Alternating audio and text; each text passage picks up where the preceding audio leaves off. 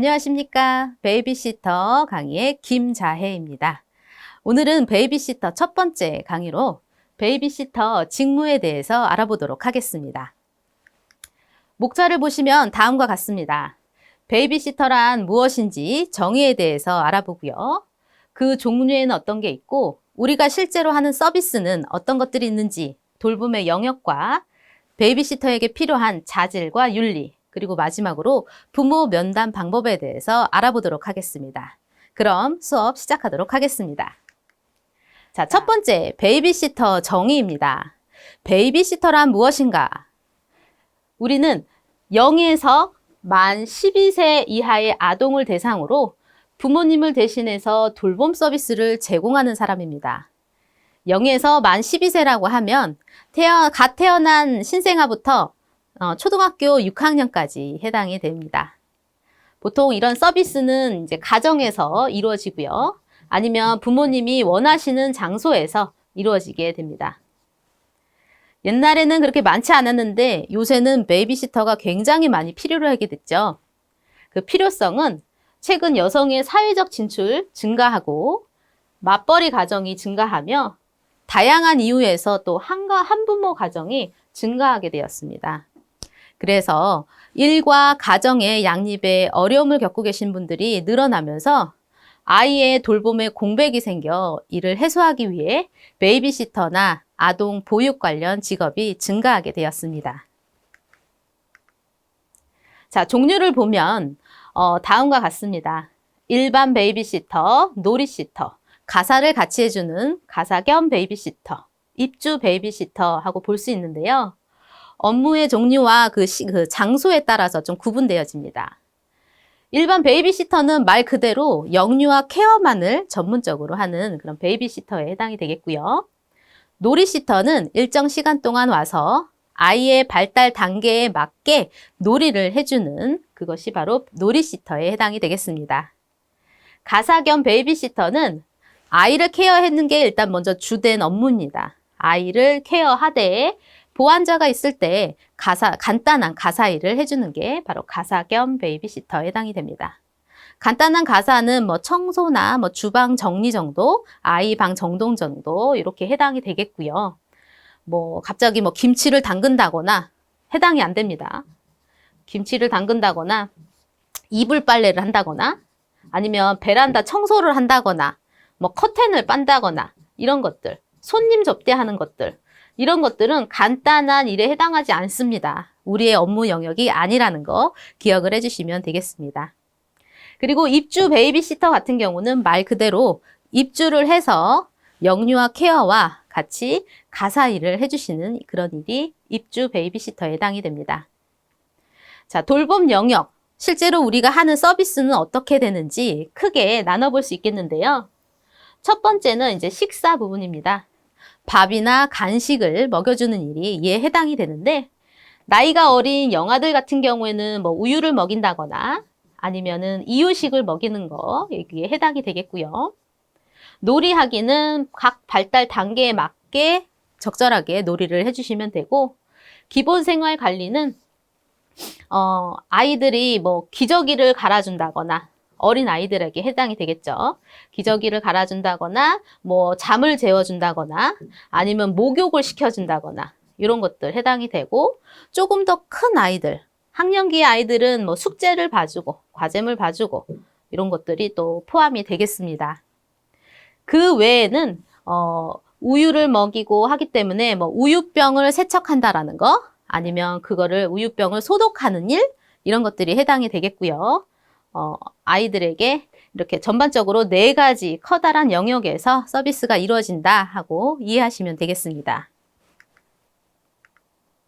그럼 베이비시터에 필요한 자질과 윤리에는 어떤 것들이 있는지 한번 보겠습니다.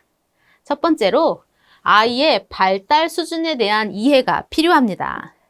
우리의 대상자인 0에서 만 12세 아동들은 학자들이 이제 발달 단계에 따라 분류를 해놓았는데요. 0에서 1세까지를 영아기, 그리고 1에서 6세까지를 유아기, 그리고 6에서 12세, 여기를 학령기라고 구분되어졌습니다. 학령기. 만으로도 나이고요. 만. 그래서 이 발달 단계, 각각의 발달 단계에 맞게 우리는 돌봄을 제공해 주어야 됩니다. 때에 맞게 영아기에는 뭐 아까 우유도 먹이고 이유식도 먹이고 기저귀도 갈고 하듯이, 그리고 학령기 아이들은 막 숙제를 봐주고 과제물 챙겨주고 하는 일들 각각에 따라서 그 돌봄은 종류가 달라질 것이고요.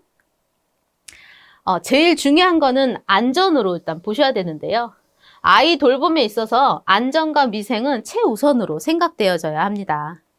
사고는 언제 어디서든 나타날 수 있는데 영아기에 있어서의 사고는 일단은 사망사고 1위로 보면은 낙상, 추락사고가 1위입니다. 추락사고. 왜일까요?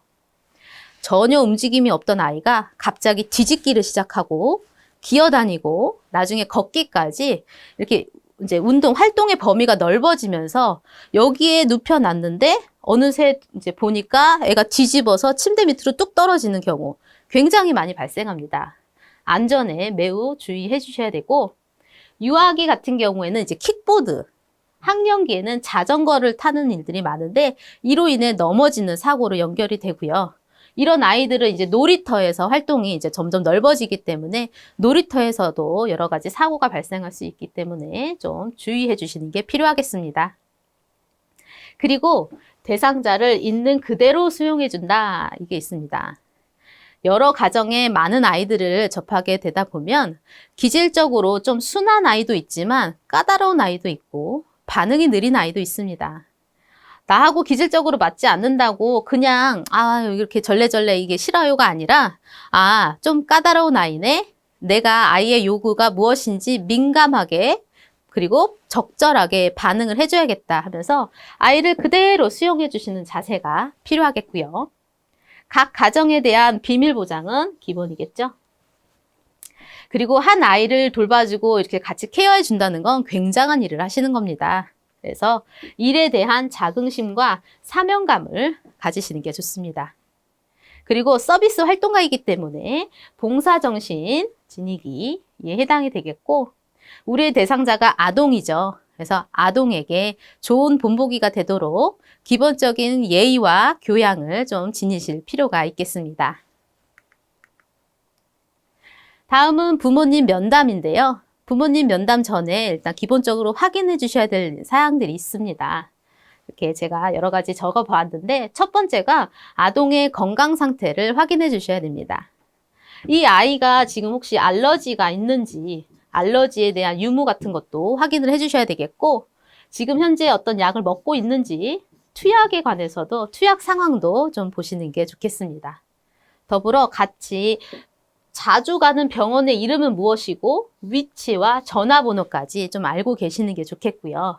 이런 면담 확인 사항의 주요한 이런 것들은 간단하게 메모지에 붙이셔서 뭐 잘 보이는 냉장고 이런 데 붙여 놓는다던가 항시 확인할 수 있도록 좀 봐주시는 게 좋겠습니다. 그리고 우리 아이에게 분유나 이유식을 혹시 먹고 있으면 그 양은 어느 정도고 횟수는 어느 정도인지를 확인을 해주시고, 식사나 간식이 준비가 되어 있는지 봐주시는 게 좋습니다. 그리고 부모가 특별히 요구하는 활동들이 있을 건데요. 우리 아이가 기저귀를 빨리 뗐으면 좋겠어요. 아니면 우리 아이가 편식을 안 했으면 좋겠어요. 이런 식으로 부모님이 말씀하시는 사항에 대해서 좀 확인을 해주실 필요가 있습니다. 그리고 아주 기본적인 중요한 내용이죠. 바로 연락 가능한 부모님 연락처고요. 부모님과 연락이 안 올 때 어디에 해야 되는지 제2의 비상연락 확인도 미리 점검해 주셔야 되겠습니다. 자, 그럼 이제 부모 면담 방법입니다. 부모님 면담할 때는 어떻게 해야지 좋을까요? 일단은 사람과 사람 대 상대할 때는 밝은 표정을 지어주시는 게 좋습니다. 부모님 마음에서는 내 아이를 믿고 맡기는데 베이비시터님의 표정이 오늘 안 좋아요. 혹시 무슨 일이 있었나? 우리 아이에게도 이렇게 좀 안 좋은 영향을 주면 어떡하지? 아니면 너무 밝은 표정으로 항상 이렇게 대해주시네. 정말 좋은 영향력을 주시겠구나. 조금 신뢰감을 가질 수 있는 그런 부분이기 때문에 표정 밝게 유지해 주시는 게 필요하겠습니다. 그리고 그 의사소통의 아주 기본이죠. 제일 중요한 거, 경청하기. 말로다가 표현을 하는 내용도 있겠지만 비언어적인 표현도 있을 겁니다. 비언어적인 표현까지 놓치지 않고 이제 봐주셔야 되겠고, 그러면서 내가 집중하고 내가 공감하고 있어요 라는 뜻으로 고개도 좀 끄덕끄덕 해주시면서 맞장구도 좀 쳐주시면서 이야기를 해주시면 좋겠습니다. 그리고 무엇보다 이제 너무 딱딱하면 거리감이 느껴지기 때문에 조금 더 친근감 있는 태도로 대해주시는 게 좋겠고, 부모님께 아이에 대해서 말을 할 때는 좀 자세히 구체적으로 이야기를 해주시는 게 좋습니다. 오늘 아이가 다쳤어요. 이게 아니라 오늘 아이가 거실에서 뛰다가 발이 걸려서 넘어졌는데 소파하고 무릎이 부딪혔어요. 뭐 빨개지진 않았고 뭐 아이가 뭐 잠깐 아파하다가 어떻게 됐어요. 뭐 이런 자세한 이야기들 부모에게 좀 구체적으로 이야기를 해주셔야지 될 부분이고요. 주의할 것은 핑계대는 표현을 하지 않는다라는 겁니다. 아니 그게 아니고요. 뭐 이런 식의 핑계대는 내용은 신뢰적인 면에서도 문제가 될 수 있기 때문에 하지 않는 게 좋습니다. 옛말에도 아다르고 어다르다 이런 말이 있죠. 그래서 조금 더 밝은 표정으로 내가 아주 신뢰적으로 집중하고 관심을 갖고 지금 아이를 돌보고 있다라는 그런 표현을 해주시는 게 좋겠습니다. 그리고 말씀을 하실 때 부모가 이해하기 쉬운 용어를 사용해 주셔야 됩니다. 뭐 아이에 있어서 어려운 이야기를 굳이 하실 필요는 없고요. 중요한 거는 내가 대신 결단을 내려주지는 않는다라는 거. 항상 중요한 결정은 부모님이 직접 할 수 있도록 해주셔야 된다는 겁니다. 그리고 이제 면담 시간도 너무 길게 하지 않는다라는 부모님 면담 방법에 대해서 알아봤습니다. 자, 이렇게 오늘은 베이비시터의 직무에 대해서 한번 알아봤는데요. 베이비시터는 0에서 만 12세의 아동, 이 아동을 부모님 대신해서 돌봐주는 사람이다 했고, 그 0에서 만 12세 아동은 주기 이제 발달 단계별로 영아기, 유아기, 학령기로 구분이 되어질 수 있다 하고 말씀을 드렸습니다. 다음 시간에는 우리 첫 번째 영아기 파트에 해당하는 아이들의 발달 단계 특징에 대해서 한번 알아보도록 하겠습니다. 수강생 여러분, 수고하셨습니다.